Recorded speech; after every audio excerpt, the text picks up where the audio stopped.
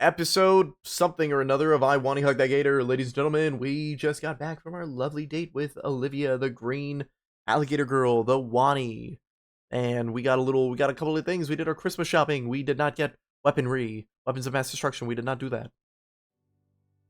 It's officially winter in Volcaldera Bluffs. And as if to celebrate the occasion, tonight is St. Hammond's Winter Formal. Oh, already? Are we getting to the end of the game? Are we, are we at the end of the game? Are we in the end game? Oh my god, we're in the end game. Finally, is my curse over? Is my curse of playing this game finished? It's not a curse, I like it, but a lot of episodes in. Are we done? Are we just about finished? Oh my god. Hard to believe it's already here. It really crept up on me. When I remembered the event coming up, I just forced it out of my mind. One thing has me pretty anxious. It's like a date, but on a whole new level. Like there's some formality to it. I never did prom or got prom. I'd better not mess this up. Damn, we're in the fancy clothing. We're in the fancy. We tore off that blue jacket. We said, fuck that shit. We're in the purple jacket. I don't know what I was thinking. Leaving my child behind. Anyways, it's a big night for myself and Olivia. I'm at her place now, and she sits beside me on the bed, hard at work finishing the painting.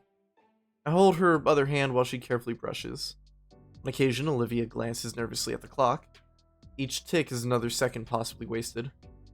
She's really working down to the wire. That's not to say she'd let the deadline creep up on her, of course. Quite the opposite. Every day after school and until bedtime, she's been working hard at it. And now it just needs the finishing touches. She was so anxious today, just completely beside herself. Pestering me during lunch and throughout our classes together about how she wants to finish right away. Point where I had to talk her out of ditching class. She settled for dragging me back to her place the split second class ended. Good thing I thought ahead and brought my formal clothes the night before. Brand new Mauve blazer by Jacquard Barionc. Freshly tailored slacks, pressed to perfection. Man, I just got black jeans I've had since high school. That's my fanciness. That is the extent of my fancy. And polished black leather dress boots to give myself that extra height. I got broken Harley Davidsons that the soles are gone. I have to tie on belts to them. What? Tiny errant flecks of paint jump off the canvas beside me. Each one gives me a mini heart attack. She told me not to, but I can probably sneak a glance out of the corner of my sunglasses. As I try to peek, however, a claw gently flicks my cheek, followed by a little growl. No peeking. Come on, you said you need me here for support, and I can't even see it? No peek. Just sit. Sit and watch peak fiction. She gestures to the TV she set up to play Manic as background noise. You think you'll finish it in time? Absolutely. Careful not to wear out your fingers. I can make it. I just need you here. Just being near her was enough as support. Though her tail would slither its way to me. It, along with Guts, occupied my lap, and my actual support became evident as my hand ran over both scale and fur, eliciting cooing noises of comfort from my girlfriend and her pet. Really, I felt more like a glorified pet sitter, watching over the oddest friendship between a snake and a rat. Huh. You guys remember, fish tails? Fish hooks? Fish hooks. I think it was called fish hooks. You know what I'm talking about, that Disney XD show about the fish, and they had the snake and the mouse or something. Anyways, but, you know, it was part of her process for this, so I obliged, content to wait and see how to contribute in time. Plus, Olivia really did have, good taste in shows. I'm a little disappointed I won't get to finish this one tonight. Alas, we have more important matters. Okay, I think it's ready. She holds up a finger to my lips, appraising her work, scanning for any minute flaw. Yes, this is it. Oh, can I see? Not yet. It needs to dry. But I need to wash up for my big date. She holds out her arms, absolutely splattered with purples and blues, and get changed. So, get the fuck out. Wow, I'm being kicked to the street. No longer useful. Abandoned. Fucking, they tossed away like a piece of trash. Damn right. Go mingle with the plebeians for a while. I squeeze her hand and get up from the bed. Come on, I want to show you my dress. Alright. Fucking motherfucking. 'Tis the season to be jolly, and the Payne's place lives up to the saying. Look at my twee. From floor to ceiling, the house is decked out for the holidays, completely changing its atmosphere. Warm, nostalgic, inviting, comforting. Even outside, the house is adorned with an array of colorful Christmas lights. I can't. Oh, whoa, hold up, whoa. Hold up. Nope. Damn. Yeah. Damn. I don't got any defense for what I'm doing, dog. I don't got a defense, man. Also, it's not very decorated. You lied, game developer. You said it was head to toe. You just showed me a Christmas tree and fucking panned away, but you know what? You distracted me. You got me distracted by something. So, fair play. You guys win this round, game developers. The rest of the Paynes and Liz are lounging in the living room. Yay, everyone. Inko, is the tree you ordered a... Shh. I'm pretty sure it's supposed to be a surprise for her, huh? Oh. Thanks again for covering most of it, Inko. It's pretty exciting to get one of those. Yeah, Olivia's gonna love it. Though I can't help but feel like we should have pitched in more. Don't worry about it. It was my idea after all, and again, I'm fucking rich. I'm rich guy. I'm the rich guy. Look at my something berry boppity jacket. Nice jacket, by the way. It's a rich man jacket. Thank you. The fuck is that guy wearing? Gotta dig it. He's gonna be my new, I keep trying. I forgot the name of him. Red Dead Redemption 2. The guy with the plan, Arthur. Vanderland. Hey, look at my little Dutch Vanderland looking guy. Just then, Damien takes a seat right next to Liz, casually slinging an arm around her. Yep. Damn. Or Damien looks my way with flickering eyebrows and a smug, toothy grin. He knows he's won. With suave moves like that, I should keep him in mind to use on Olivia. Sophia looks like she's about ready to burst with excitement and can't hold it in any longer. Oh, my little boy's all grown up into a man with his fucking... what the fuck do you even call that fucking tuxedo-ass thing? That ain't a tuxedo. But Mom! Shut the fuck up, Mom! Now, son, it's every parent's God-given right to tease their kids. One day, you'll be doing the same with yours. Yippee! You guys gonna be like this all night?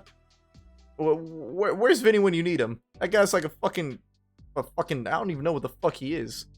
Fortnite fucker. I didn't want your little brother being left out of having some fun tonight, so he's having a big sleepover with his karate team.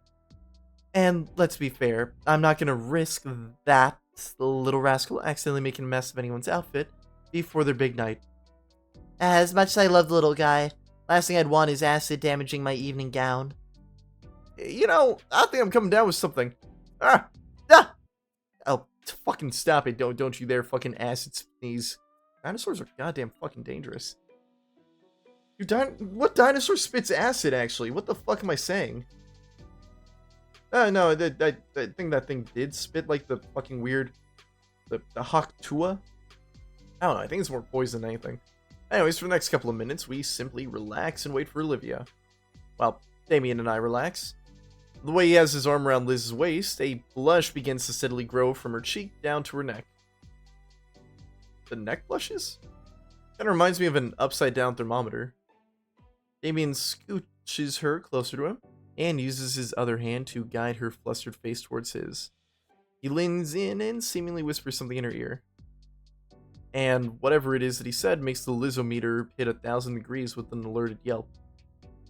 His parents are grinning from ear to ear as she squirms at their gaze. That's weird, dog. What, flirting with the fucking big titty, big neck bitch in front of the parents? That's weird.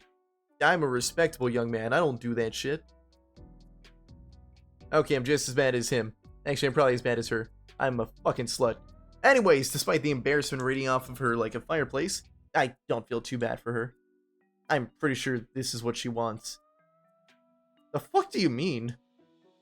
The fuck do you mean? I know I called myself a slut, and I called her a slut. I call everyone a slut.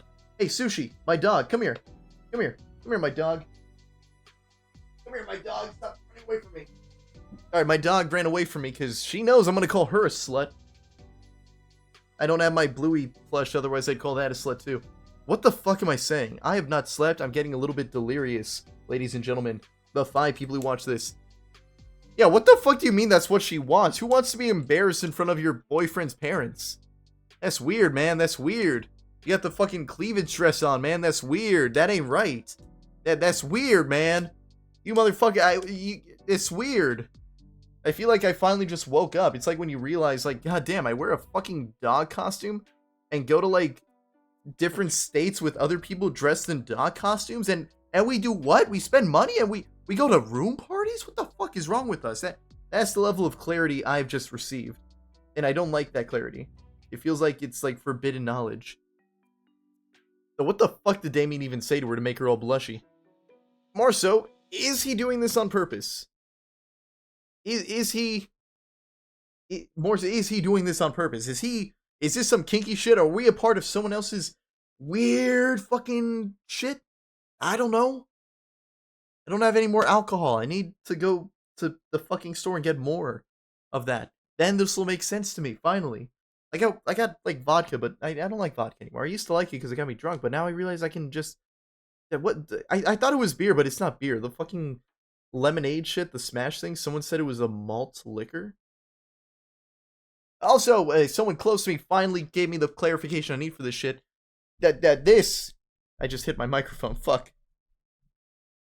This is basically like those like weird like teen movies like The Breakfast Club, one of my favorite movies. We just fucking don't think about it. We don't think about what's going on, the fact that these are high schoolers. They're adult enough? I don't know, man. We're 80s rom-com movie logic. You don't think about it, that you're watching a movie about high schoolers getting all romantic.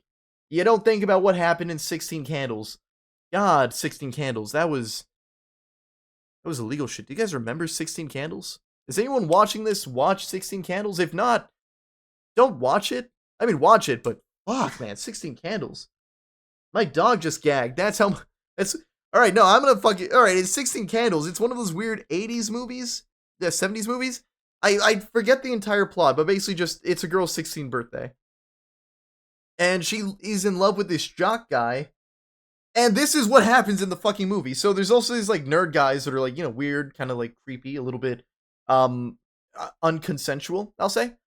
Any fucking ways, the jock guy, he likes the 16-year-old girl. Jesus fucking Christ, oh my god.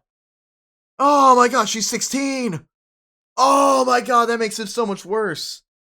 God damn it. Anyways, oh fuck. God, I'm having realization. A couple episodes ago, I realized I got groomed. Now I'm having that realization of how fucked up that 80s movie is. Jesus. Anyways, the girl who turned 16, she likes the jock. I don't know how old the jock is. God, I don't know if it would be better if he's 16, but Jesus, fuck. But he's dating the popular bitch girl who's all popular and doesn't like the nerd. Anyways, she gets drunk. Like, you know, like fucking debilitatingly drunk in the popular jock guy's car. And he wants to hang out with the 16-year-old girl. And the nerd guy's, you know, being all nerdy and weird. He pulls up and he's like, hey, do you, want my girlfriend and the car for a little bit while I hang out with the 16-year-old? And the nerds are all like, okay, sure, I'll do that. And then it cuts to them like it's assumed that they did stuff because she's wearing his retainer now. And I don't know, it's such a weird thing. And she's just like, you know, not the normal reaction to, oh my god, you, I was drunk? Maybe you don't do that while I'm drunk? No, it was, oh, that was actually pretty good. I'm gonna date the nerd kid now while my popular jock boyfriend dates the 16-year-old. What was this rant about? I don't fucking know. No, I do know. Just like how we choose to ignore everything that happened in those 80s movies. Just go along with this shit. I don't know what the long-necked dinosaur is doing. I don't know what the weird fucking cleavage dress is. Look at that cleavage dress. That would not be allowed in any high school dance. We're moving on. Why are we all looking at the giant licorice whip? A scratchy voice draws my attention, and I turn to see the thumbnail for this video? Olivia in a wedding dress? What the fuck kind of dresses are these? Who went to a high school dance and dressed to the nines? I mean, prom, maybe. Those cheap-ass ghost dresses that they'd come to my fucking Bass Pro Shop and take a picture in front of the goddamn fish tank for, and then some guy fed goldfish to the fucking fish, and I don't mean the goldfish crackers, no, they fucking fed goldfish to that shit. And some, like, fucking wet kid, like, jumped into the pool, got out all wet, plapped on the floor, and started booking it past me, and I just see a wet kid, like, running past me.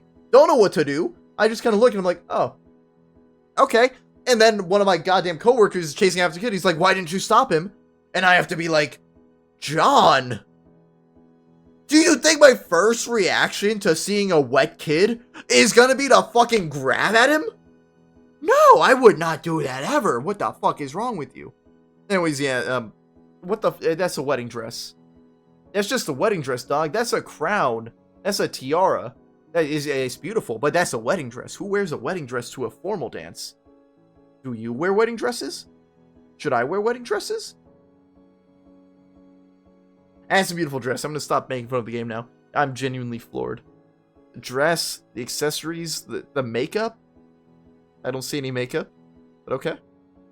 Elegance springs to mind. No, it fucking did not. Never once in my life has the word elegance ever shown up in my vocabulary.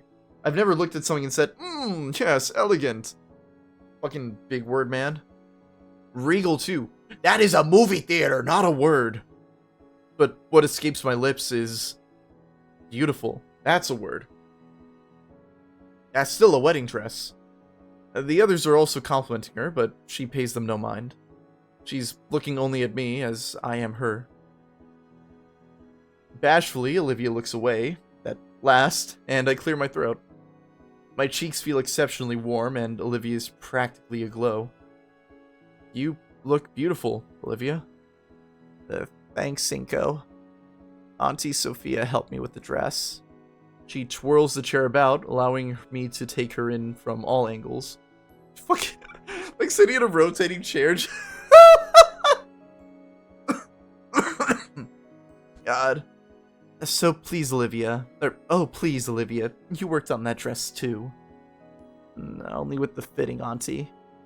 Her twirling finally stops so she can bring her chair closer to me.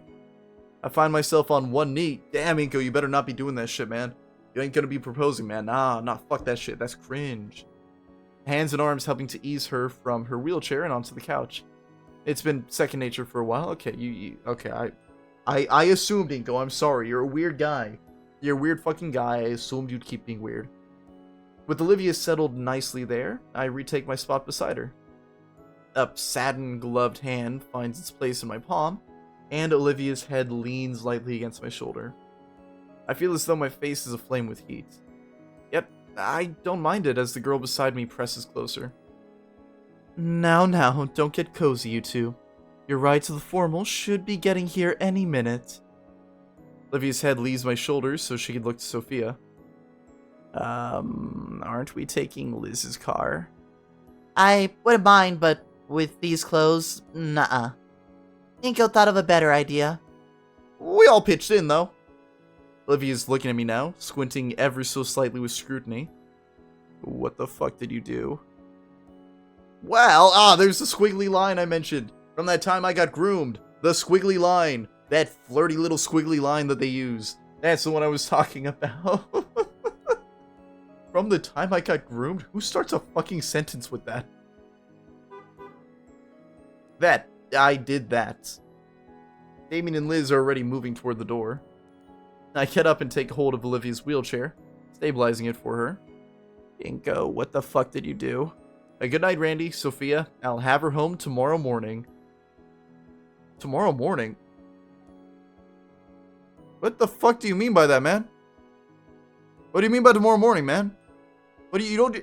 Is the dance all night? You just told what the fuck you mean by that, man? That's weird, man. Nah, that's weird. What happened to like 9 p.m.? What society, man? Back in my day, You don't have your girlfriend home by tomorrow morning after a school dance. That's weird, man. Inko, have fun, you two. Don't do anything we wouldn't. Randy, what wouldn't you guys do?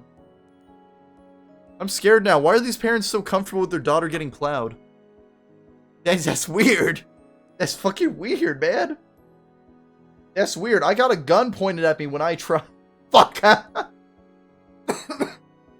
got a gun pointed at me when I tried. And these motherfuckers, there's like, oh, yeah, you have her home by tomorrow morning, buddy. You have fun. Olivia's head is still turning wildly between us all as I wheel her to the open front door. That's Christmassy. The gator head finally stills, and I'm sure her eyes are as wide as saucers as she sees what's parked in front of her house. I figured for such a big night, we deserve to ride in style. It's a winter formal. Is that a big night? What about the tomorrow morning bit? Yeah, okay, I'm glad she also thought that was weird. Randy, why are you okay with me getting plowed? Oh, god fucking damn it. What about the tomorrow morning bit? What are we doing, Inko? Oh, we're gonna hang out at my place after.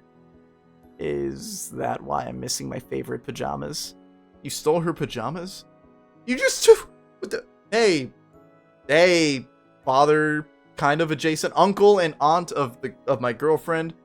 I'm gonna take her home with me after the school dance. Did you have the talk, at least? Did you have the whole, like, oh, okay, yeah, that's a reasonable thing to do.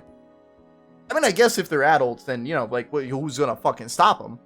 But still, that still feels weird. That still feels weird. That can't be the only one. Maybe I'm stalling for time, maybe I'm not, I don't know, but the limousine driver is already at the passenger door, holding it open for us. I gently push the wheelchair towards the vehicle as she continues to stare at it in awestruck silence. Oh, okay, wow, alright. This is... If I may. You may. I carefully take the painting from her with both hands and place it against the back seat. Once Olivia is satisfied, it's her turn.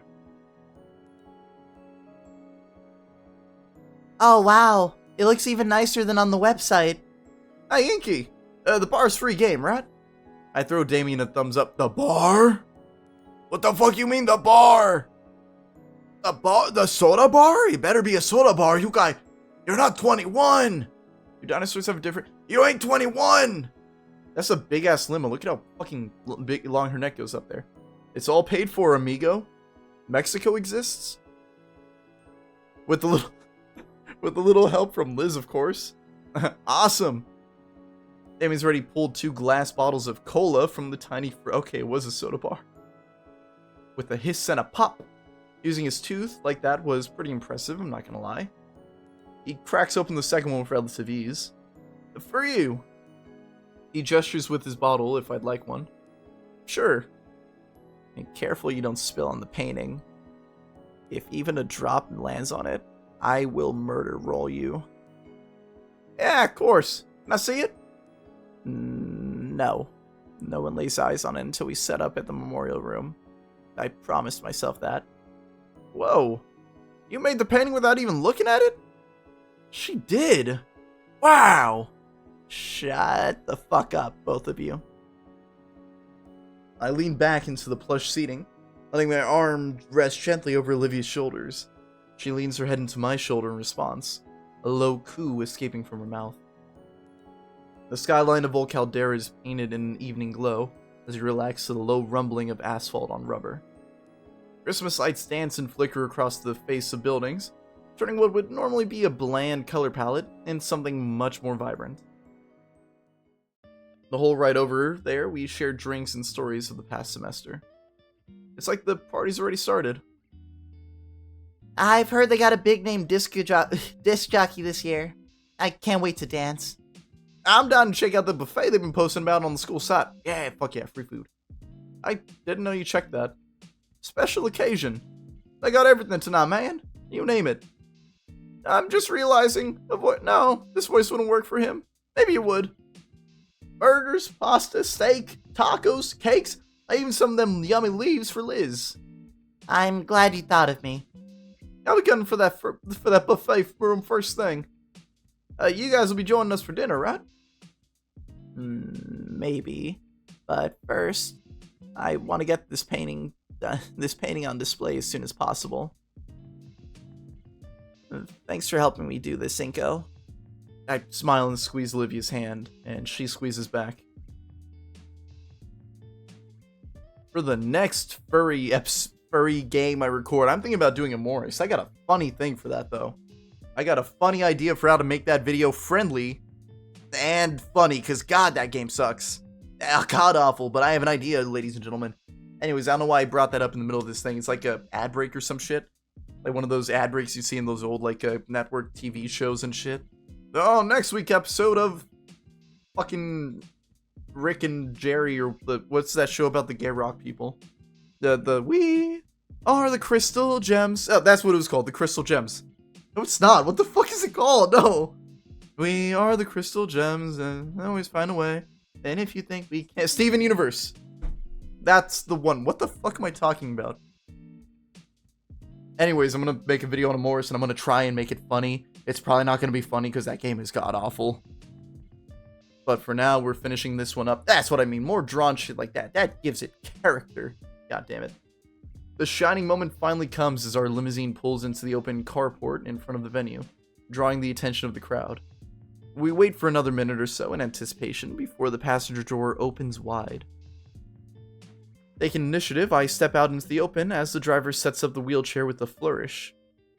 Our ride makes a great set piece, and naturally draws the attention of everyone nearby as I ease Livy into her chair gently.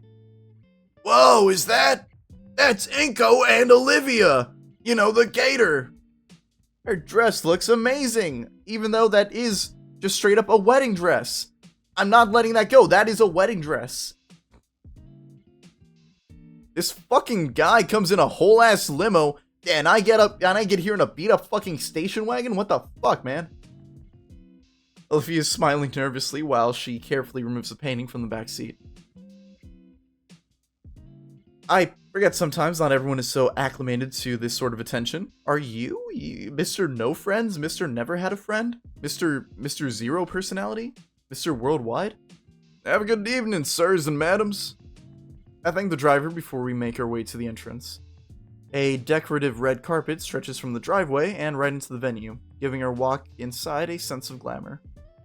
We approach the sign-in table where the sizable line of other partygoers looks our way.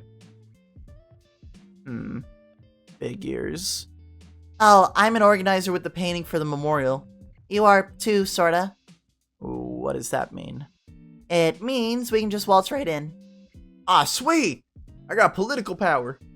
Circumventing the line, we see a familiar blue dino handling... I thought we agreed, Inko, you would stop calling people by their color and race. Buddy. God damn it, that is what he's doing. Holy shit, blue dino. White man. He is! That's racist, Inko. You racist son of a bitch. That means you're perfect for Olivia. Anyways, the blue dino handling the sign-in and looking exceptionally exhausted. Fuck you, Ben. His shifting eyes and rapid finger tapping contradicts that impression. He smiles warmly when he sees us. Ah, hey, you guys, you've made it. And in a limo, no less. Fuck you, Ben. Gotta travel in style, fuck you, Ben. I couldn't agree more, fuck you, Ben. Ben makes eye contact with Olivia, fuck you, Ben. And it's nice to see you up and about again, Olivia. I mean, fuck, I didn't mean it like that, cause your legs, they don't work. I didn't mean to say you're up and about again, cause you're not. Cause of the legs. Fuck you, Ben. Hey, Ben, fuck you. The tired teen double takes, clearly surprised that Olivia actually replied to him at all. Damien takes a moment to scribble a bit on the clipboard Ben was holding. Alright, we're signed in. Come on, Liz. Oh, dear. The fucking head, Jesus. Be seeing you guys. Whoa! Whoa! Ben clears his throat, fuck you, Ben, as though to dislodge the shock from Olivia speaking to him for once. How have you been? Olivia scans him over briefly. I'm holding together, okay? I feel like making this has really helped. Would have liked for Mr. Yadikin to see this, but... Her stout motions down to the frame she's clutching tightly to. A heavy breath escapes Ben as his shoulders sag. Yeah, He sucks back in that breath, squaring his shoulders. I'm sure he's happy with it already, Olivia. My date looks down at her lap, eyes shut tight.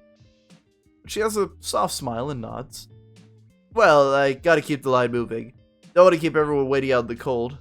Right. Fuck you, Ben. Ben hands us a clipboard along with the pen. Olivia and I sign in, and I hand it back to Ben. Great, you're all set. Thanks, Ben. Fuck you, Ben. Yeah, of course, enjoy the night. Alright, fuck you, Ben. I fucking hate Ben. I don't like him. Yeah, that wasn't obvious. I don't know if I made that clear enough. I don't like that guy.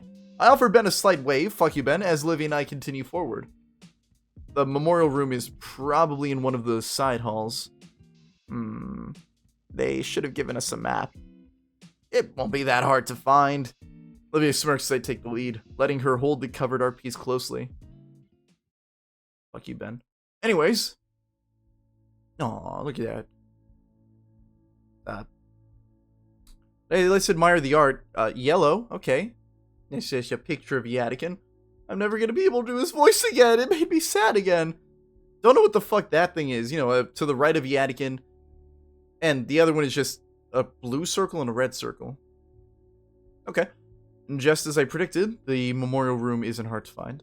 It's a smaller room, well lit, and with little furniture. On the far end is a framed picture of Yadikin, hung alongside some of his old pictures from his classroom. Some from him, and some from his students. There's a few other students here paying their respects.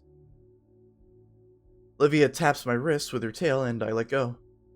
I walk alongside her as we approach the portrait. I wonder when this was taken. It couldn't have been that long ago. He looks just like he did earlier this year.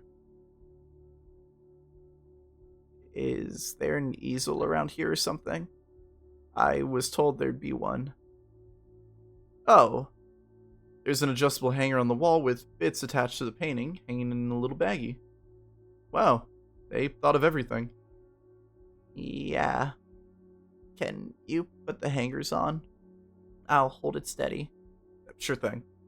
I get the baggie, and Olivia stands the painting on her legs. Alright. Take the covering off gently. Olivia watches carefully as I lift the cover. This angle I can't make anything out other than the same blues and purples. She breathes a sigh of relief when she sees nothing got damaged on the trip over. Okay, I fasten the hangers to the back of the wooden structure. I hope it's good enough. It will be. And done. Aw, that's a good painting. That's a beautiful painting. Olivia gently raises the painting, carefully hanging it up on the wall like it could come off at any second. And finally, we both back away, and the finished painting is revealed to me. My hand clasps Olivia's shoulder in support. Olivia's head turns down towards the floor for a few moments before a smile curls on her face. Finally, I can appraise the painting fully. Is this a thumbnail? It's definitely the fountain, as well as the park where we found it at. The scene is set in the heart of winter, but its colors are brilliant. Who painted this? That's nice. That's lovely. It exudes a heat that I haven't seen Olivia capture before. Where her previous works always had a dreamlike quality to them, this one brings the warmth of the sun to mind. As if you were basking under the sunlight during the summer. It's very snowy, though. Well, do you like it? Do you? I do. I'm proud of it. It's fucking beautiful. You knocked it out. You fucking knocked it out of the park. I think we did. We? Yeah. Without you, I really don't know if I could have finished it. Silver gray irises turn from the new painting and focus entirely on the portrait at the center of the display. While the sounds of the dance are still in the background, the pervading silence within the room overshadows it. Olivia's gloved hand covers mine, still on her shoulders. Standing before our teacher's mural, I bow my head and offer him my quiet thoughts. Thanking him for teaching me. For being more than just a teacher. My dog is still gagging. I'm having a moment, dog. I'm trying to read. The teacher died, Sushi. The voice that I did. The John Marston Sushi. You bitch. I'm not mean to my dog. I love her. for being more than just a teacher, but a friend. And for looking after the girl that I fell in love with. See what you ruined, Sushi? See what you ruined? A dramatic... You gonna do it again? You want to go? I'll pause this recording. We're gonna fight.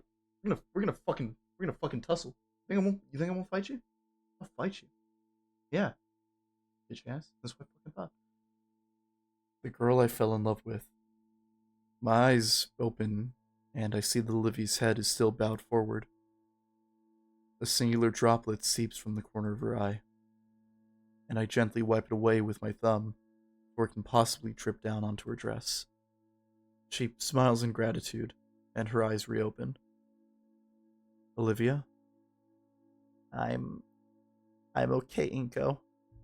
Automatically following her as she spins her chair around. That's it. That's the end of me being all melodramatic and shit. Automatically following her as she spins her chair around, Olivia's faces towards the door. Come on. We gotta get to that buffet. Fuck yeah. Why? I'm sure we'll have enough. Damien's gonna steal all the good stuff. Duh. I'm the one who steals. You think that of me, Skylar? I am the one who eats. She turns a wiry smile my way and speeds up her wheeling. I doubt Damien could, but I can imagine him trying. Olivia becomes a veritable plow, uncaring for the other partygoers as she leads us to the buffet. It's not too far, and thankfully no one ended up actually being run down by her. This time, a lot of vehicular manslaughter in her past. As for the sour looks that she was receiving, Olivia didn't care. Her attention was focused solely on what lay before her. Who would give sour looks to a person in a wheelchair? Like, on God, I do that. I do that at like stores whenever they block like the entire aisle. I feel bad about it. It's kind of like whenever like you like lay the horn on like a car that cuts you off, and then they're in like they have like the disability like a fucking license plate, and you're like, oh. Then you're like, no, wait, fuck them. They cut me off. That doesn't have anything to do with their fucking legs. That's all in the arms. And then they get out of the car and they don't have arms, and you're like, fuck. And then you're like, how did they drive? How did they cut me off without arms? And you don't know what black magic happened, and somehow you still feel like you're right, but also you're in the wrong. Anyways, the cafeteria isn't far away. Tables line the area, some for seating and others containing nothing but food. It smells so good. I've grabbed a pair of trays from nearby, along with 2 sets of utensils. Olivia motions to take her seat, but I shake my head. You're in a seat. Let me handle the food. Why? So you can actually move? You'd be putting your dress at risk trying to hold that tray and keep up with the line. With a roll of her eyes and a sigh, Olivia's hand drops back to her armrest. Fine. Olivia drew herself just outside the line, scoping out the particular dishes that she wanted. By the time I got to the end, Olivia's tray was covered with heaps of grilled meat. I decide on a more eclectic sampling of dishes. What is that word? What are these smart person words? You're a liar, Inko. You don't know them goddamn words. I wanted to savor my meal as opposed to Olivia's plan to devour hers. She holds her meal while I push her ahead to hunt down a table. Thankfully, the search is short, as a particular red hand waves for us in the near distance. Once we get situated at the table, Damien greets us with a sauce-stained grin, while Liz nurses a small glass of ice water beside him. The two look happy, yet exhausted. Y'all having fun? Fuck. Yeah, you know it. I just dropped by for seconds. Busting a move ain't easy. Seconds? Already, you fat fuck? I told you, if we got here any later, the cafeteria would be closed. I'm not even gonna question how you eat so much and still move around the way you do on the dance floor. It's all in the method. I am a black hole. Oh, please. You two plan on hitting the floor, getting boogie with it? You hitting the gritty, Inko? You gonna hit the gritty? You gonna... Absolutely. I'm getting a dance tonight out of this guy. You say that as if I'd even consider turning you down. I can't dance. Got ants in my pants. Damien's eyes closed for a moment in thought. I feel like I'm forgetting. Oh! You're painting! You get it set up okay? Yep. I hung it up in the memorial room. You can go see it now if you want. Oh, really? Fuck. Oh, really? Hold on. Well, wait, later. We can go to... he'll be back. I always come back. And with that, Olivia and I start on our meals. Damien rejoins us a few minutes later, raving about the painting, while I savor the tender meat of my steak. A deep vibrato reverberates in my ribcage. I see you all. I fucking forgot what voice this was. I see you all are enjoying the evening. Damn, he copied my guy Inko's look. We all turn to see Liz's uncle approaching. Damien smiles and waves, but I notice how he scooted his chair away from Liz. The older man pulls up a chair and sits down with us. Damien's been so sweet, Uncle Mike. You don't have to disappear him. You don't gotta give him the cinder block shoes. The mustachioed whale nods, smiling at Liz's date. Yeah, totally. Just nothing but fun, Mr. Ferris, sir. It's the first time I've heard a fake laugh from Damien. I didn't know you were going to be chaperoning Mr. Ferris. Well, of course. I would be. After all, it is my darling niece's first proper date. I'm starting to feel bad for Damien as I watch him sink lower into his seat. Though Liz does come to his rescue. Uncle Mike! The older man laughs as he fends off his niece's attempts to headbutt him with his massive hands. I'm not being serious, Lizbeth. Mind your head. Liz relents, scooting herself right next to her date and wrapping him in a hug. Damien sputters and looks between the two family members. Oh, by the way, Livia, I just visited that memorial with Miss Scaler, and we saw your latest piece. Livia pauses on her last bite of mallard. Bird? What is a mallard? It is quite a work, Miss Halford. Livia's tail reaches up, giddily shakes my hand around. Thank you, Mr. Ferris. In fact, when your principal saw it, she immediately wanted to showcase it in St. Hammond's Gala. Specifically where Dreamscape once was. Oh. I'm gonna beat up my dog. Dog, I'm having a moment. And she does it again. Come here, you're gonna sit on my lap. We're taking a break from the recording until you sit on my lap. Come here, fine. My baby, and I love you. And I love you, you're my baby. Yes, I'm gonna bring the thing that keeps on fucking gagging. I don't even know if you guys can hear it. You probably think I'm schizophrenic or something. Maybe I am. Hey, fiance, you're real, right? They said they're real. They said they are in fact real, so I'm sticking to it. Anyways, it's your painting, so it's up to you. I figured I'd come and let you know before you try and take it later tonight. Olivia ponders it while her fork spears at a particularly slippery piece of greasy bird. Now you can hear my dog. What's wrong, doggy? What's wrong, my little puppy wuppy? Oh, it is a bird. Is that what a mallard is? Is a mallard a bird? Mallard is a duck? Mallards don't exist. It's made up by the federal government to trick me into not eating chicken. I don't mind, but I'd like to take it with me when I graduate. Mr. Ferris nods, taking a small notebook from his pocket and writing some notes into it. Of course, Olivia. How's the brisket? I might spring for some when I get around to dinner. Oh, try the roast duck as well. It's amazing. I don't know what the fuck a mallard is, but mallards are ducks? Nah, mallards don't exist. No, that's not what a mallard is. Mallards do not exist. I refuse to believe in mallards. Look, I defied the church and said Jesus doesn't exist. I will defy nature and refuse mallards. I have no respect for France or the ducks that come from France. Have a wonderful night, everyone. And with that, the one boy, he starts to turn but stops and looks at Damien and stares. Damien nods his way, and with that, Mr. Ferris leaves us to our meals. I'm by no means a fast eater, but I managed to finish my own meal before Olivia finishes hers. I lean back in my chair, stretching my arms back. And across the ballroom, I see Ben heading behind the curtains on stage. Say, that reminds me. Hey, Olivia. Yeah? finished what's in your mouth. What? Has Ben talked to you recently? No. When we first saw him earlier was the first time I talked to him in years. Weird. What's so weird about it? You know I don't like him. You kept repeating, fuck you, Ben. He told me weeks ago he wanted to apologize to you for everything, and I said he should tell you himself in person. He said he would, and it hasn't happened. Yeah, maybe he forgot. He has been very busy lately. Well, we got some time, right? Why not go say hi? Olivia finishes off the last rib on her plate, gnawing at it as she calculates this decision internally. I don't want a Ben redemption arc. Fuck Ben. I don't like Ben.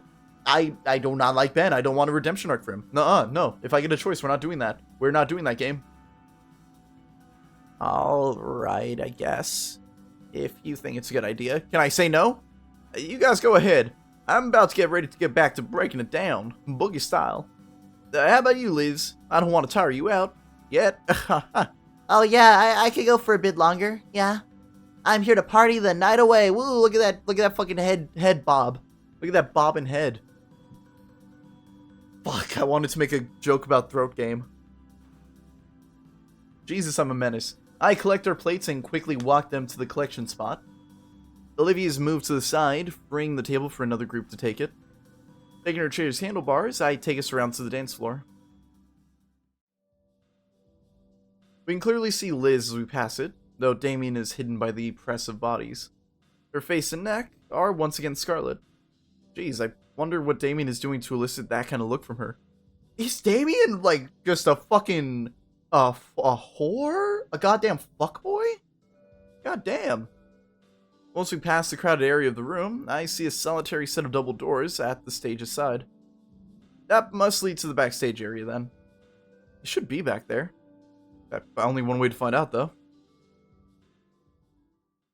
Olivia's hand grasps the door handle, and I draw her chair back to open it. Reaching over her, I keep the door open so we can wheel herself in, following right after her. Ah yes, the backstage. Inside the backstage area, it's a lot quieter despite the DJ blasting music just a few yards away. These curtains must be fucking thick. Well, and the speakers aren't facing us anymore either. A few lights are on so the staff can see, although barely anyone's around at the moment. Across the way, sitting on a crate and swirling a glass of soda to himself. Who swirls a glass of soda? God, fuck you, Ben. You're so fucking dumb with your dumb fucking tie and your pretentiousness. Fuck you. He doesn't notice our approach and jumps a little when he sees the two of us. We're gonna fucking jump him. Well, what are you doing here? This place is off limits. This is where the bite of 87 happened. Olivia and I wanted to say hey, check in on you. I'm still waiting for the apology. Fuck you, Ben. If you get redeemed, I hate you, Ben. Okay. Hey. This place is still off limits, and right now I'm on the only break I get all night. You said you and Olivia wanted to see me? I don't want to hold a grudge anymore. I do, I'm petty. Oh, what? He puts his cup down, suddenly, more attentive. That's surprising. I told her about our conversation from a month ago. She said you never went to see her, so I got curious. Because fuck you, Ben. Oh, yeah, I did say I would, didn't I? Sorry, I forgot. I've been, busy. Alright, let me gather my thoughts. Ben runs his hands through his hair, thinking of how to string his words together. Olivia, I'm sorry about all those years ago. I thought I was doing something to help you out. Instead, it pushed us apart. It hurt you. Made you doubt yourself. It made you feel cornered. So you felt like you had no choice but to shut everyone else out. I didn't know it would affect you that much. And I've been regretting it for years. Yeah, I'm sorry. Beyond the muffled beats of music playing just beyond the curtain, silence hangs in the air. Thanks, Ben. It means a lot to hear that from you. I still want to ask, though, why? Why? Why did you do that to begin with? Ben flinches and looks aside in hesitation. I felt bad for you, and I wanted to do something nice. And No, and that's it. dang. Sorry if that answer isn't satisfying. It's fine. I'm not sure what I was expecting either way. I just know that it's well past time to forget about all that. So, can we be friends again? No. I'd like to take it one step at a time. Fuck you, Ben. Okay. Maybe sometime in the future. It's a lot to process, even this conversation happening for me. I get you. I thought we'd never be able to just talk it out like this. Yeah, Inko used his main character powers again. You hear the steady march of heels approaching. Damn! God damn! God damn! God damn! Oh, damn! What the fuck, man? Why'd you guys go hard, man? You guys went hard on the designs. They get worried for a second that it's staff here to kick us out, but it's just Mia, the bitch. And there you are. Good fucking lord, Ben. I've been looking everywhere for you. You've just been lazing here the whole fucking time? I'm out there looking like a chump with no date. I told you already, if you want your... Oh, you too. Mia? You're not still mad about that whole, Oh, of course not. Don't be fucking stupid. As far as we're concerned, it's water under the bridge. So, how have you been? Make any new pictures lately, Olivia?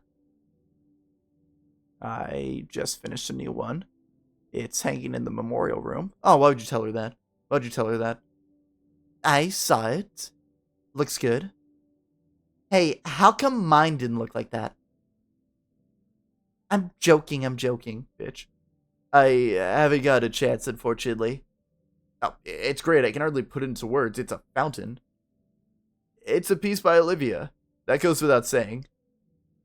An odd air of calmness settles on us as we just stand there in the low lighting of the backstage area. Are they getting a redemption arc? Even Mia seems to have fallen into its grasp as she leans against the box Ben is sitting on nonchalantly. Well, only one semester left. Yep. Mm-hmm. And then we're all out into the real world, where consequences happen.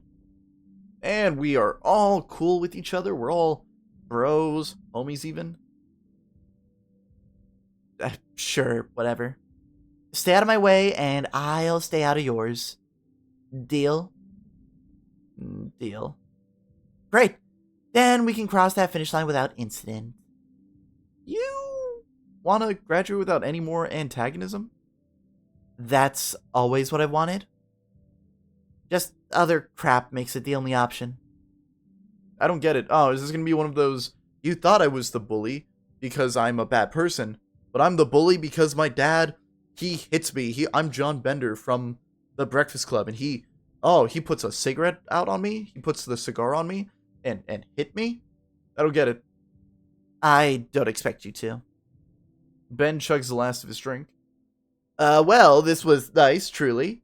Yeah, alright, we should get going. Right, Olivia?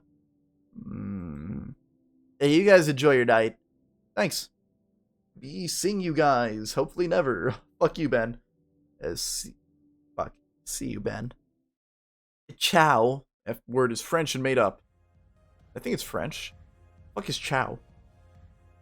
I push Olivia out of the backstage area and into the bright, loud ballroom again. That went pretty good, honestly. And I still, for obvious reasons, dislike that any of my friends are around Mia, but hey, what can you do, right? It's a xenomorph. That's just how life is. I've got the people I've got, and that's what matters. My chain of thought is broken by Olivia's tail tugging hard on my wrist. What? Olivia? You good, dog? She doesn't respond verbally, simply pointing to where her shocked, wide eyes are staring. Following her gaze, I see... Is that Mr. Ferris? Couldn't be. Then again, he's the only whale in attendance. Am I seeing things, Inko? Am I going blind? Nope. I can't turn my eyes away to see Damien and Liz. Mr. Ferris is busting it down sexual style? Extremely hard? Like, genuinely worried for the dance floor hard? Like, he's giving it a boogie? How is that even possible? Uncle Mike's actually an avid dancer. There's avid dancer, and then there's bringing that amount of heat to the floor. Did he always know how to do that? No, actually, this is the first time I've seen him dance like this.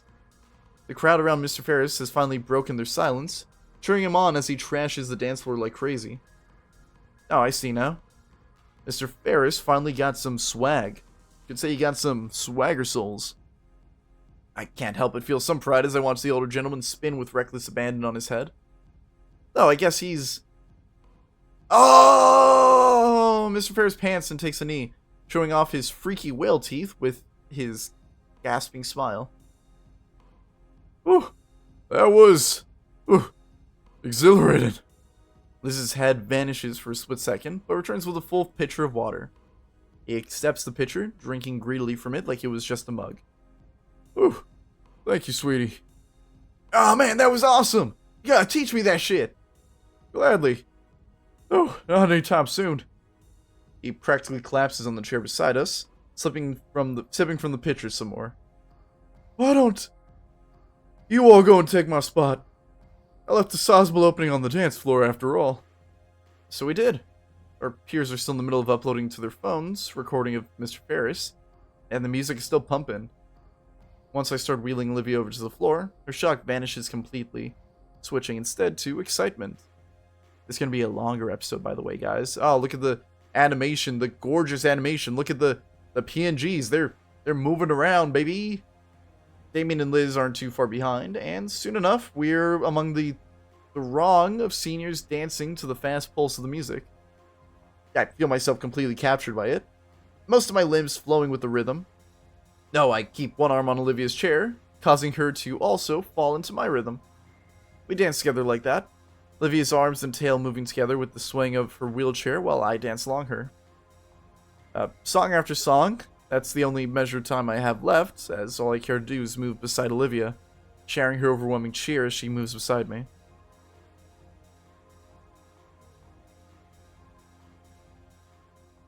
At a certain point, my throat's too dry to ignore. Olivia caught me rubbing my throat and decided it was a good time to break for soda. So we're set on the outskirts of the dance floor, resting against each other and catching our breath. So, good night so far? Yep, absolutely. Probably the best of my life. Wow. For life. My thoughts go back to the parties I had gone to. There'd been dancing and talking and lots of people, but when I compare tonight to all of those small house parties, Too much? no, actually, I think you're right. This has been one of the best nights of my life, too. Got to do just about everything I was hoping. Everything? My chin rests atop her chair, the sweet scent of her shampoo concentrated in her hair bun, further relaxing me. Olivia's hand clings tightly to mine, and I reciprocate. You? Almost. There's just one thing. The pop music dies down, and the lights start to dim, signaling the start of the slow dancing. After that, the party's gonna be done. Finito over. I feel her head turn, her bun pushing my cheek and making me pull away. Olivia looks wistfully towards the dance floor, where the crowd has diminished to only the couples swaying gently to and fro. She's clearly thinking about something. Something. Right. I stand up and face her, taking both hands. Olivia? Would you like to dance? Yes. Yes, please. That would be perfect. Olivia practically jumps back into her wheelchair from the seat. Come on, come on. They're only playing a few of these sappy tracks. Her tail drags me by the arm to an open spot on the floor. Alright, how are we gonna do?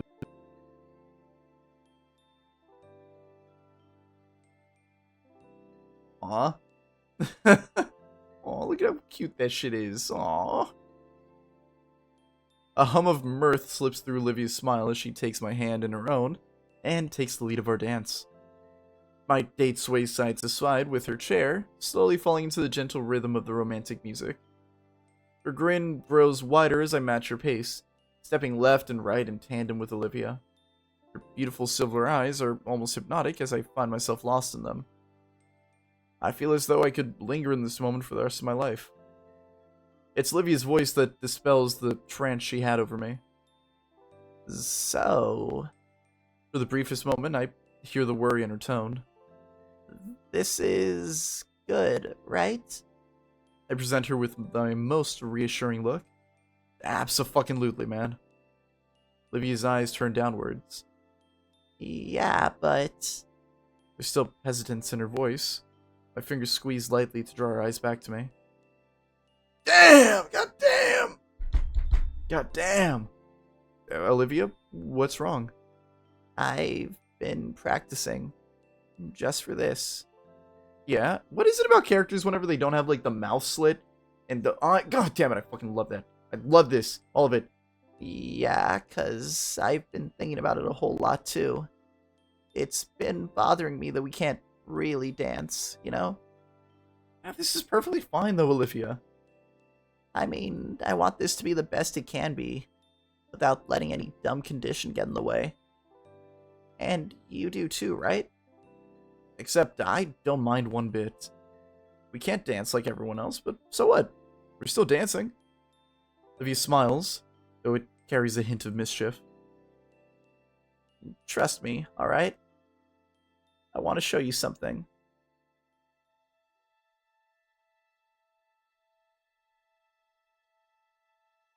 Bingo.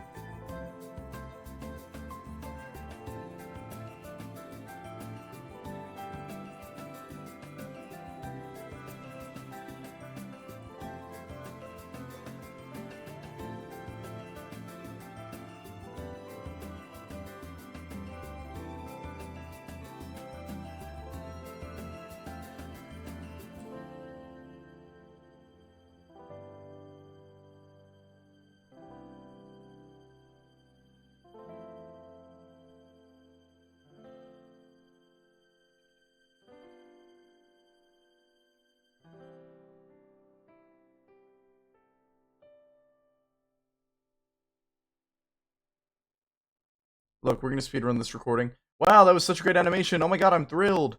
And I love her. She really went so far just for me. No, just for us. I'm thankful I have these glasses. I feel pricks of tears at the corner of my eyes. The final song ends and the lights brighten once more. The crowd around us shifts.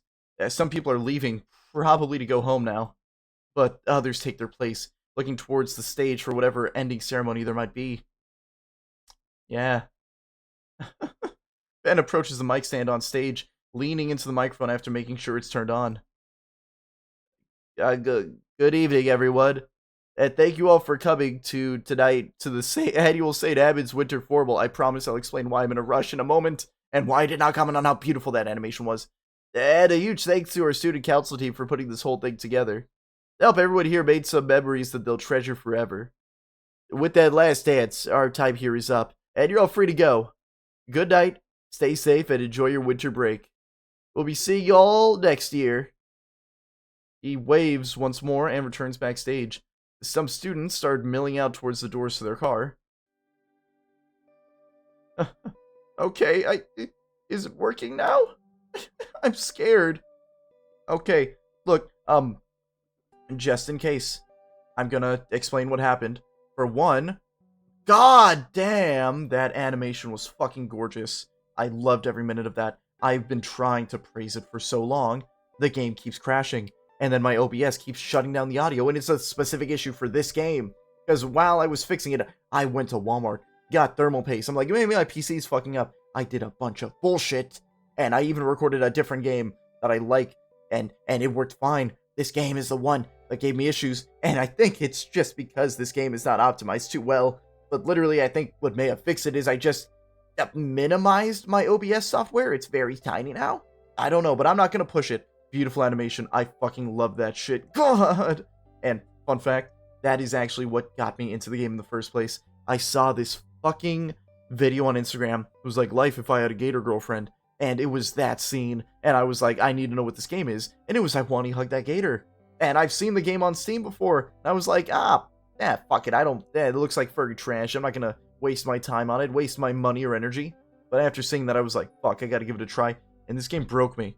When I tell you, it fucking broke me. The story, everything. This isn't like the best top tier writing ever, but fuck, man, this team is good at writing this like solid coming of age story type romance, and it got to me. When I tell you it got to me, I mean it fucking broke me. For a while, it genuinely fucking broke me because I was sad that I would never have this, that I didn't have that experience in high school. Then I realized I have that experience now. It doesn't need to be high school. I have someone that I love, and God, it's such a beautiful story. Anyways, back to the game. This has frustrated me to no end. Damien and Liz find us through the crowd. Hey, that was amazing out there. Thanks. You guys ready to bail? Yeah, limo's out front still, and we got him until midnight. Hell, we can stop somewhere too if we wanted. Oh, snap! Like for ice cream? In this weather? In any weather. Olivia? I'm steaming hot, actually. I actually would like a root beer float. Sounds like a plan. I thought you were bitching about root beer before. Yeah, fuck you. Olivia's tail trembles from the overexertion, but still snakes around my wrist as always. Aww. And I want to make this clear, I'm not going to be going over the other endings. I know the game has multiple endings. I'm not doing that, man. I don't know how different they're going to be. Also, you fucking buy the game. Buy the game yourself, Morty. Buy it yourself, freeloader. And get the other endings. I don't know what ending I'm going to get, but so far it seems like I'm on the right track for a good one. She huddles to herself as we leave behind the convention center and out into the freezing air of the city. True to my word, the limo waits just outside the walkway. The driver gets out on seeing us. What? And goes to open the door for us. Damien and Liz hop in, sighing in relief at the heated seating. I start helping Olivia in. Just like her tail, the rest of her is quaking from exhaustion as I help her make the jump from the chair to the seat. We're all collapsed on the cozy seats, the euphoria from the dance finally wearing off and leaving us with just exertions of them. It's a pleasant soreness, though, as Olivia rests against me with a yawn and a tired smile. Damien hands out the last bottles of blissfully cool soda, which we nurse slowly. And now, all that awaits is a calm evening with my friends. Once more, my head lays atop Olivia's, feeling her soft hair tickling my cheek pleasantly. She nuzzles back against me, her eyes slowly closing. Tonight was definitely the best night of my life. Yeah, I mean, it looks like my audio's gonna be okay. And, oh, fuck, is that... oh my god. Are we at the end of the game or not? Fuck, I don't know if we're at the end of the game. Wait. Wasn't I supposed to give a speech? Oh, fuck, yeah, you were. Okay, I'm glad I didn't end the video there. Jesus. What? I swear, there were supposed to be speeches for Yadikin. Ben was gonna do one, and Lunara too. I had something ready. Oh yeah. What gives? We tried to argue for... Wait, what? Hold on, I think I fucked something up. Hold on.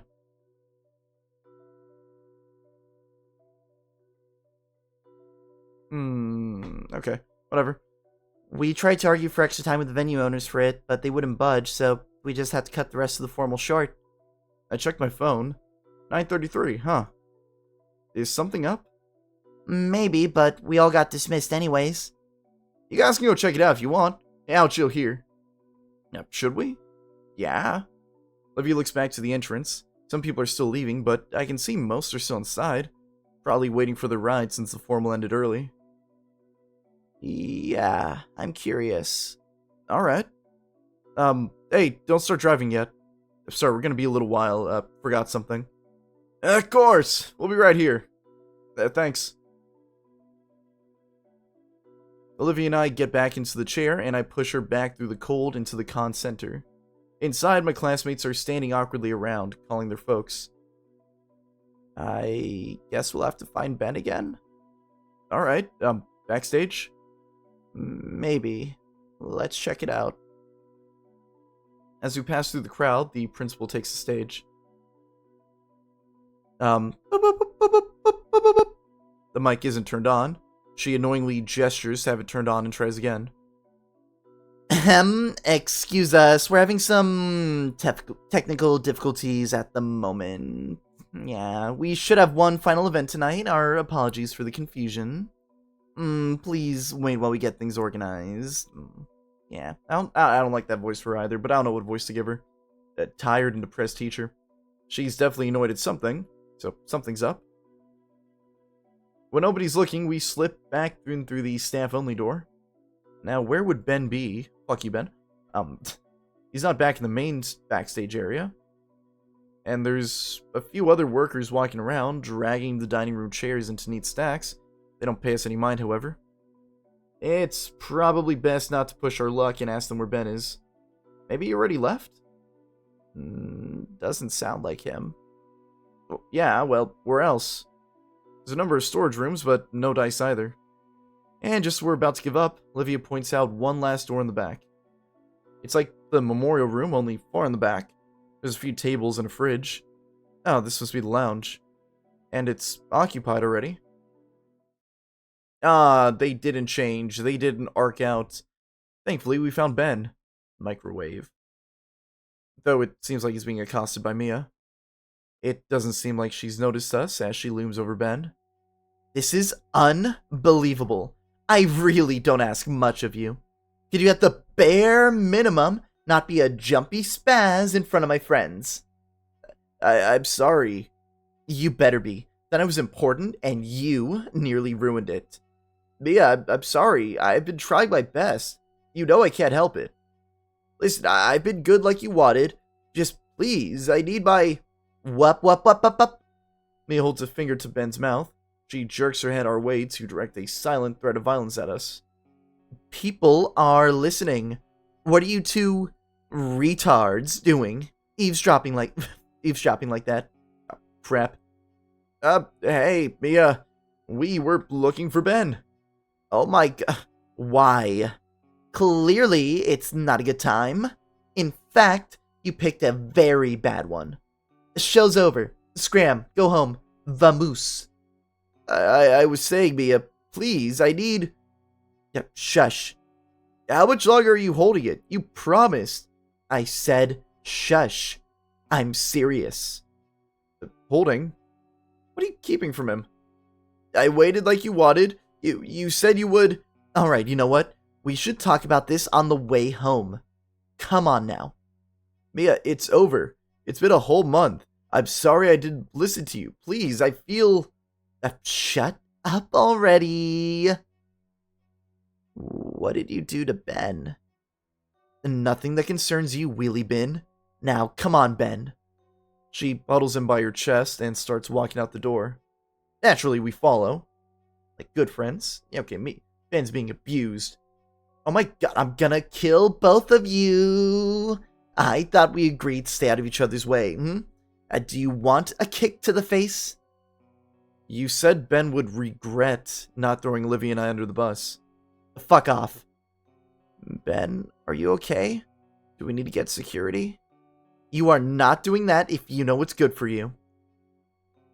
She quickens her... God. She quickens her pace, stomping across the floor while Ben is struggling to keep up. We're about halfway across the backstage. No. Olivia, no. Don't do that. I just need something she promised.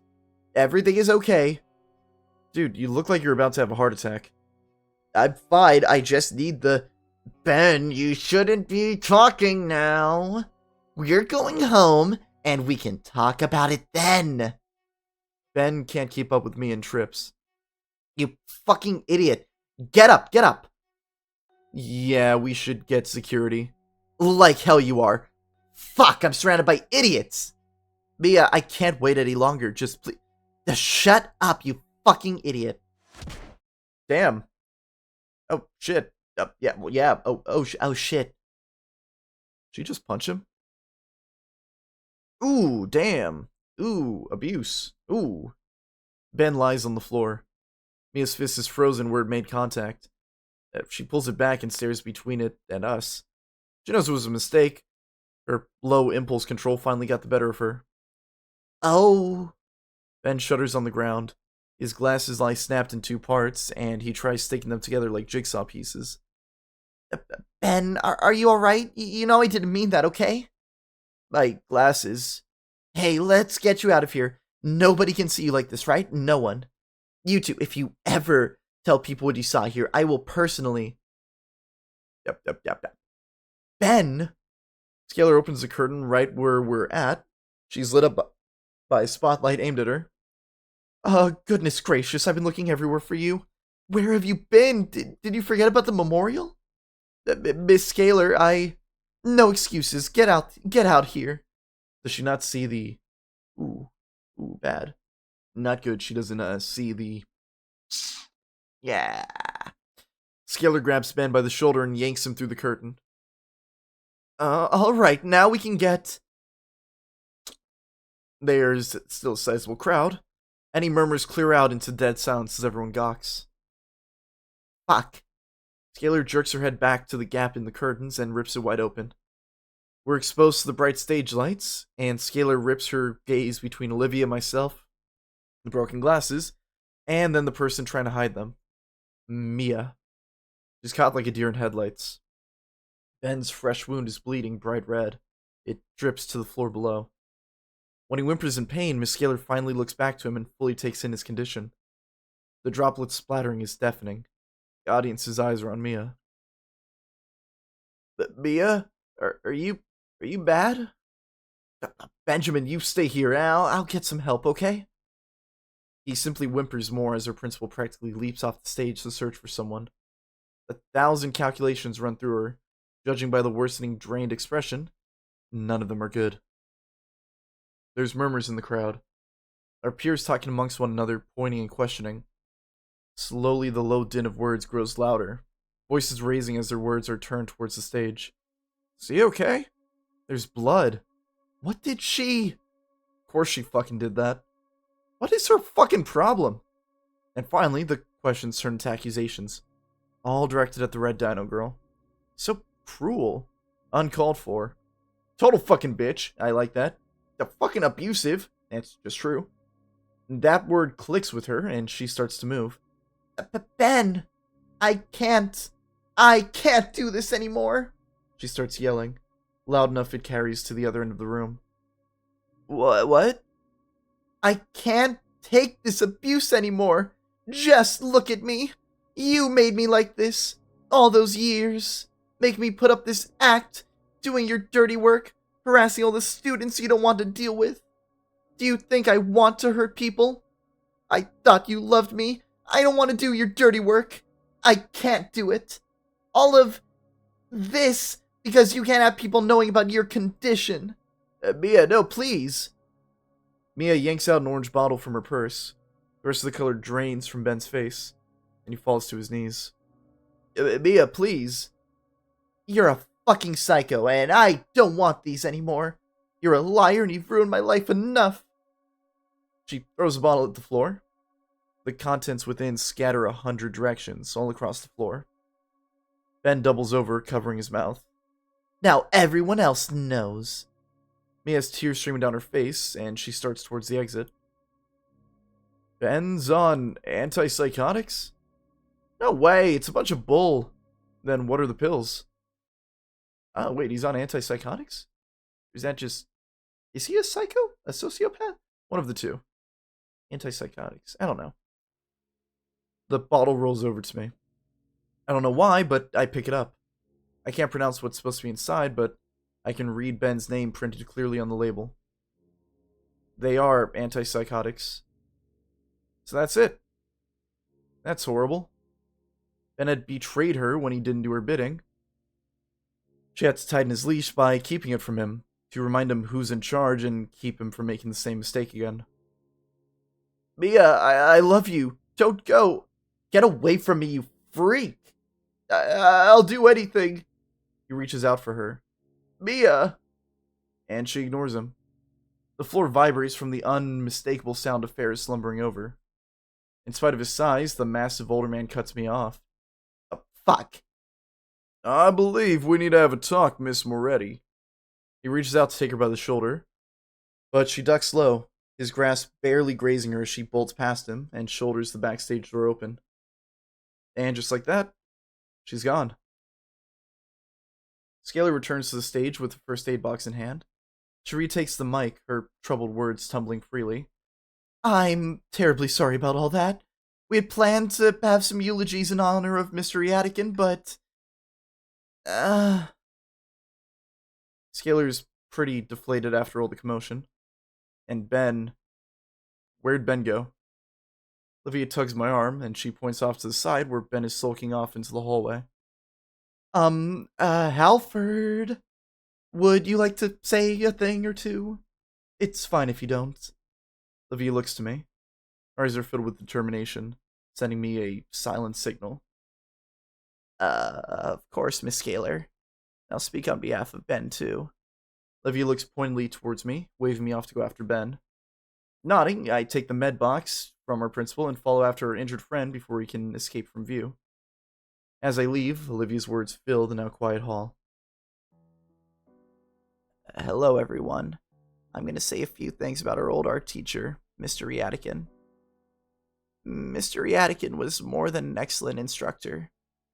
I always saw him like a father figure of sorts, wanting to do right by me and by the rest of his students. I recall the time I spent with him, teaching me everything he knew, doing his best to guide me, not only as an artist, but as a person too. I'd gotten so caught up in my own worries that I couldn't see all the wonderful things around me. Stuck within stupid walls I had erected, made from pity and self-loathing. And he had been the one to help me break free from those walls.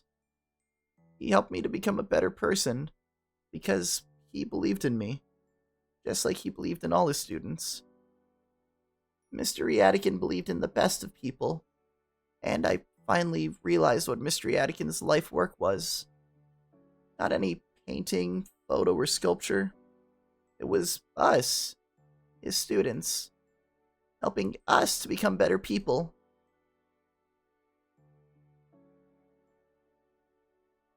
Aw, that's sweet. Mr. Yadikin, you were a wonderful teacher.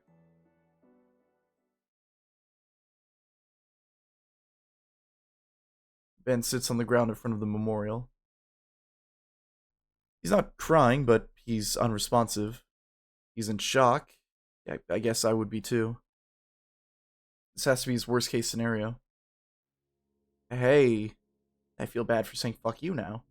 Damn. I set the first aid box on the floor by him and sit as well. It goes unopened. Ben just stares up at the painting on the wall. Is this hers? Yeah. It's good. No, hang on. I fish out the bottle from my pocket. The few remaining pills clatter in it as I pass it over. He takes it and stares at the contents before downing the last dose. So, I'm not going to talk about this, Inko. Alright. With respect to Ben's wishes, I stay silent. Mr. Atkins smiles down at us from his picture. She's been able to do something like this. Meanwhile, I'm just running around making things worse for myself. I look to the ignored first aid kit. He follows my glance and grimaces. Does it hurt? It feels better than what's inside. I'm probably only talking now because of the adrenaline. I don't feel like crying anymore. I just feel empty. Or like throwing up. Now everyone knows. I tried, you know. All the social classes, all the times I forced myself to be a social person. I have noticed how well you get along with everyone. I did everything right. And now it's all for nothing. Oh, so he is a... forgive me, I don't know the correct word. Psychopath or sociopath. The one where... And, you know, they're not bad things, but, you know, the ones where you basically have no emotions. You can't feel the same way other people feel. You don't feel things like love the same way. I don't know. Maybe I'm completely off base. But I don't think they'll care. Will they? Tell me, do you see me the same way after hearing the word psycho? To be fair, yeah. No. Neither does anyone else. It's just natural. It can be the mildest thing in the world, but the label doesn't discriminate. Even with all the good impressions I made over the years, I'm a threat.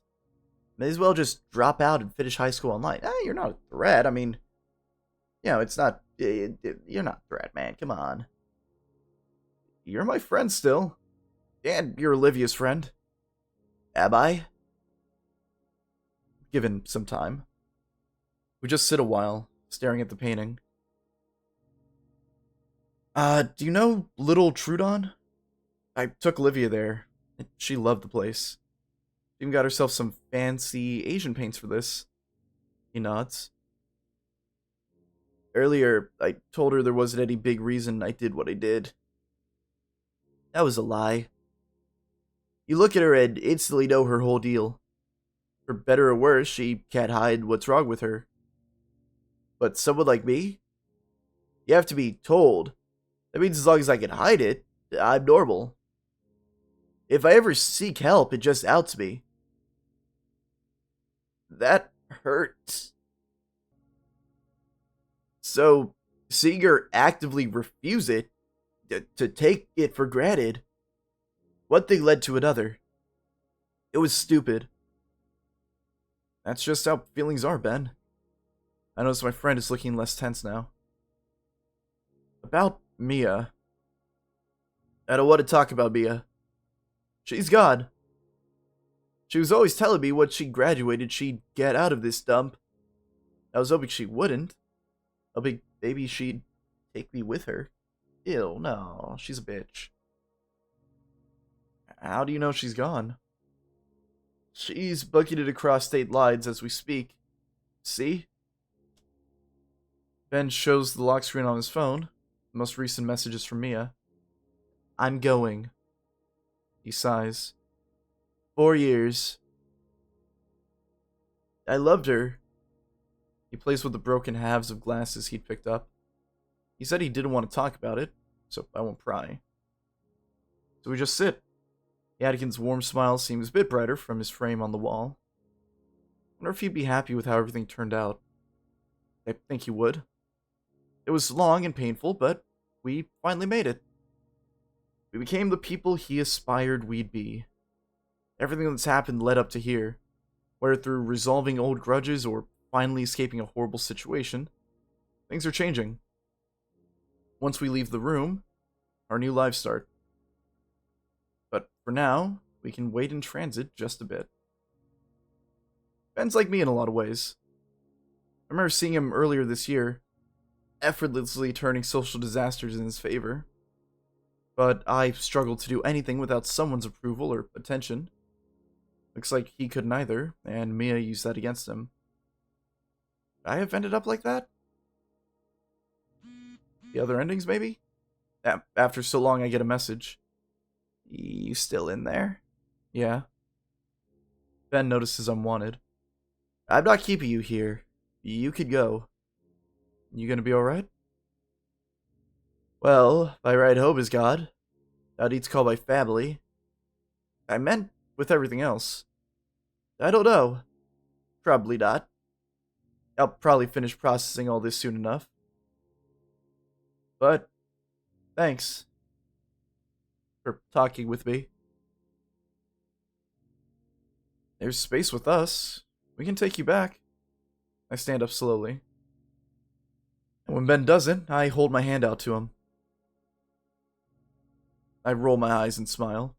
Ben, I'm offering you help. He stares at my palm as though I pull away at any second.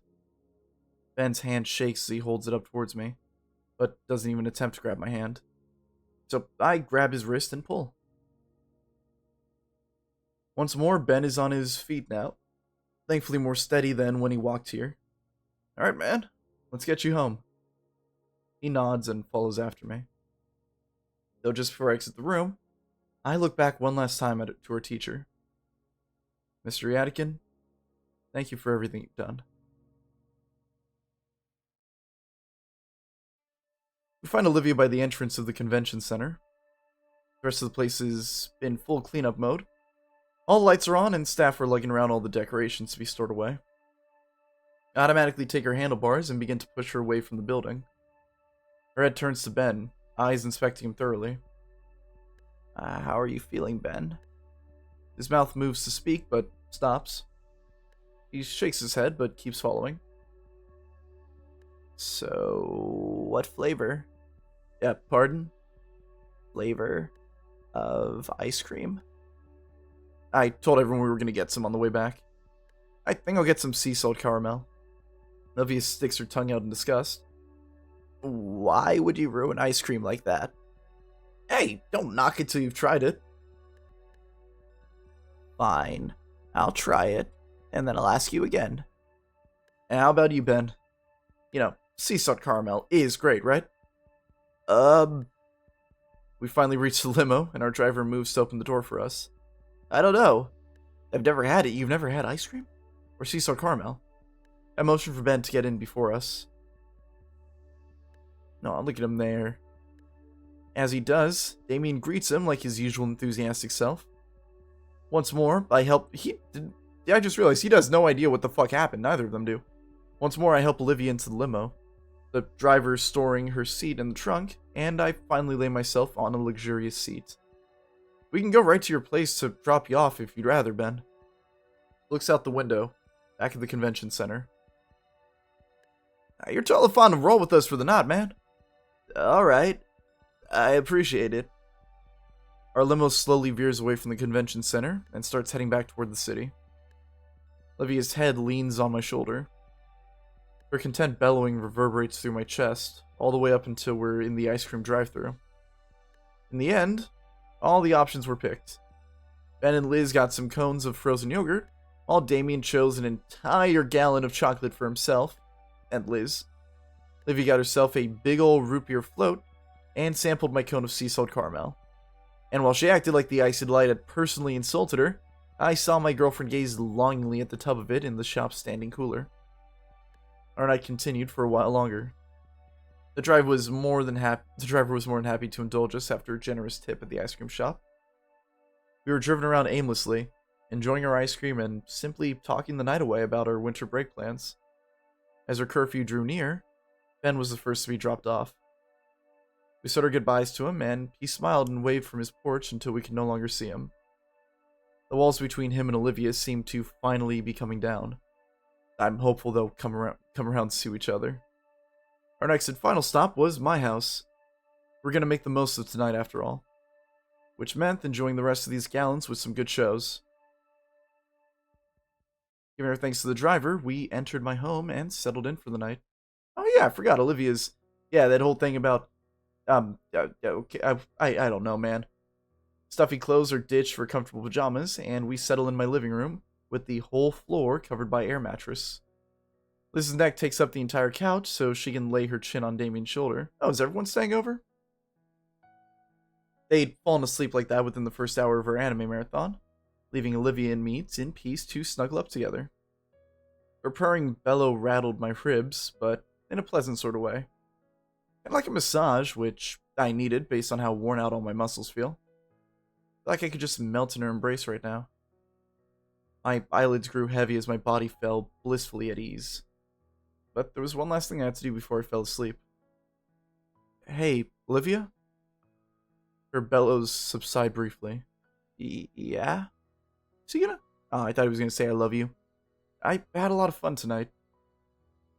Yeah, me too. She smiles at me, so soft and inviting. I give her smile a soft kiss, and she reciprocates with a similar kiss on my own grin. So I do the same again, as does she.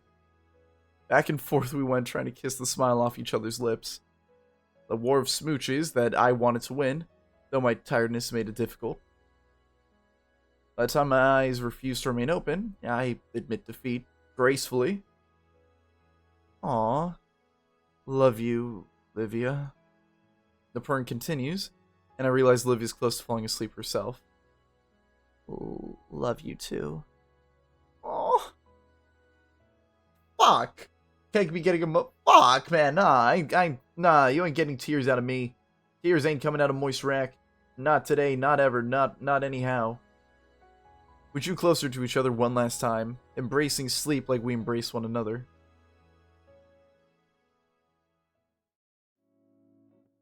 Well, I guess that's actually going to be the end of this episode. It was going to be a very special episode, but I thought it was going to be it. I thought that was going to be the end of it. I struggled with this one.